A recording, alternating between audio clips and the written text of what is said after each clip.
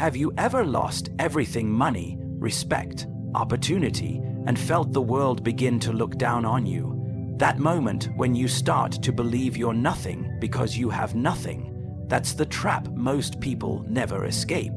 Because poverty doesn't begin when your pockets are empty. It begins when your mind accepts inferiority.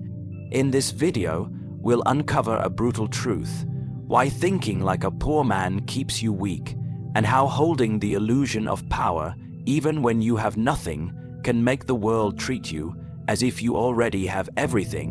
A man's greatest wealth is not measured in coins, but in the way he sees himself when he has nothing. Poverty does not begin in the purse, it begins in the mind. When a man starts to believe that his value decreases with his possessions, he has already surrendered to a form of slavery far deeper than financial lack. The poor man is not the one without gold, he is the one who bows before it. True strength begins when you detach your identity from material symbols. Most people spend their lives chasing comfort, thinking that wealth will free them. Yet the truth is far darker. The pursuit of wealth enslaves far more than poverty ever could.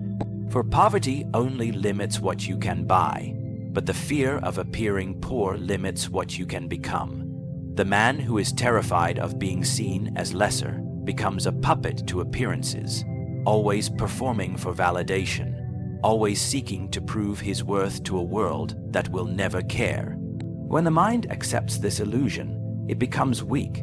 It begins to think small, to speak small, to act small. You start hesitating before opportunities because you think you lack the resources, when in truth, what you lack is belief. You begin to envy others who seem more powerful, forgetting that all power starts as an idea. The poorest king is the one who believes he is not one. The richest beggar is the one who carries himself like royalty, even in rags. Society feeds this illusion deliberately. It teaches you that to be worthy, you must display symbols of status: the fine clothes, the polished words, the golden walls. But behind those walls, many powerful men have cried in fear of losing what gives them identity. Their wealth becomes their master, and they live in invisible chains. Meanwhile, a man who owns nothing but self-calm, and a man who refuses to see himself as poor, walks with a freedom the rich have long forgotten. Poverty of the mind is the seed of all defeat. It makes a man predictable. When you believe you have nothing, you become desperate, and desperation makes you easy to control. You will accept any offer, any insult, any humiliation, just to feel safe. And once a man has learned to trade his dignity for comfort, he is lost forever. You can give him gold, you can give him titles, but you can never give him power because he already gave it away.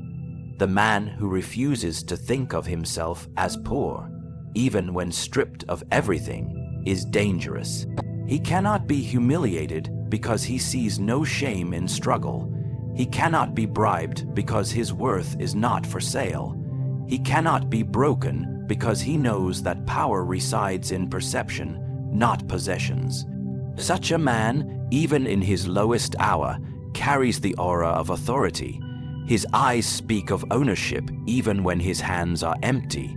When you remove wealth, titles, and admiration, what remains is your belief in yourself. That is the true currency of kings and rulers, the unshakable conviction that even when the world calls you nothing, you remain everything within your own mind. Once a man learns to think this way, he becomes untouchable, because no loss can truly reach him. The world may strip him of everything external, but it can never strip the way he thinks power has never been about what you truly possess, but what others believe you possess. The world is a theater, and every man is an actor performing his strength or weakness before an audience that judges by appearances. Those who understand this truth rise above their circumstances. Those who ignore it remain slaves to the opinions of others. The perception of power is power itself. For the human mind does not follow truth, it follows belief. When you appear confident, composed, and unshaken, people assume you have control, even when chaos surrounds you. They sense strength not from your resources, but from your demeanor. A man who moves slowly, speaks little, and observes much commands more influence than one who shouts about his importance. The silent man is feared because his silence suggests depth. His restraint implies certainty. The more you reveal, the more predictable you become, and predictability kills the illusion of power. Every ruler, general, and thinker who ever shaped the world understood this law. To appear powerful is often more useful than to be powerful. Men do not submit to the most capable leader. They submit to the one who seems incapable of being defeated. This illusion creates a psychological hierarchy.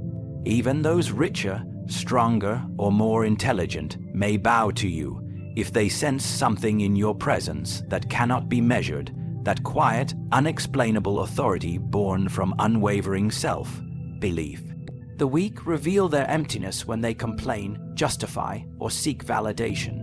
They expose their lack of control through words and gestures. The powerful, on the other hand, speak rarely and act deliberately. They do not waste their energy proving themselves. They let the world assume. When you no longer feel the need to explain your worth, people begin to imagine it, and imagination, in the minds of others, is stronger than fact. In every social circle, power is distributed by perception. The man who appears certain becomes the leader, even if he has no right to lead. Confidence creates gravity, it draws others in, compels obedience, and silences doubt. People follow what they can sense, but cannot fully understand. That mystery becomes your shield and your sword. It protects you from being underestimated and allows you to control the expectations of others. Once people start believing in your authority, they unconsciously work to confirm it. You can test this law in any interaction. Enter a room and act like you own it, not arrogantly, but with calm assurance. Observe how people adjust their tone, their posture, their eyes. The world mirrors the energy you project. If you move as though you are beneath others, they will trample you. If you carry yourself as if you stand above, they will rise to meet you. Appearances manipulate emotion, and emotion governs reason. Thus, control how you are perceived, and you control how others think. When people believe you have power, they offer respect before you ask for it. They lower their voices when you speak, even if your words are few. They hesitate to challenge you, not because of what you own, but because of what they feel in your presence. Their uncertainty becomes your weapon. You do not need to convince them, only to let them imagine. The moment they begin to picture you as powerful, the battle for influence is already won within their minds. The greatest leaders understand that domination begins long before conflict. It begins in perception. Your posture, your tone, your silence, your timing, all of these create an invisible hierarchy that others subconsciously accept. The world rewards those who look unbothered, who act as if they are entitled to victory. The poor man who stands tall becomes harder to pity, harder to ignore, and eventually impossible to defeat. When you master this illusion, even your weaknesses become hidden behind the armor of presence. When misfortune strikes, most men rush to display their wounds before the world. They seek sympathy, validation, and comfort, believing that pity is a form of power. But pity is poison. It makes you dependent on the mercy of others and strips you of dignity. The more you complain, the smaller you become in the eyes of others.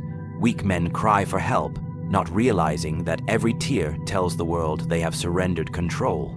True strength lies in silence, in the ability to suffer without displaying weakness, and to plan when others would panic. There is a kind of quiet that intimidates the world, not the silence of fear, but the silence of focus. When a man faces loss and does not beg for rescue, people begin to wonder what he is thinking, what he is preparing. His silence becomes a mask that conceals his next move, and this mystery gives him an edge.